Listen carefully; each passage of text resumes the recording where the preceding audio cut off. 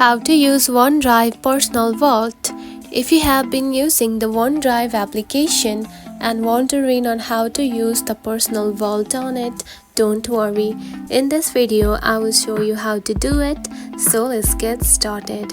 First of all, open the OneDrive application. Just like this. After that, simply sign in with your Microsoft account. Then, from the Files tab, locate and tap the Personal Vault folder right here. Select it. Then simply verify your identity adding your PIN or fingerprint or Face ID. Then, once inside Personal Vault, tap the plus button right here. Add to Vault, tap on it. Then from here you can simply upload the files, scan the file or add the folders. Then simply add your files or folder on it.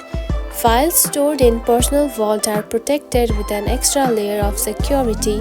The vault locks automatically after a period of inactivity. To access files again, you must re-verify your identity. Your sensitive files are safely stored with extra protection, giving you peace of mind on your mobile device. And that's it.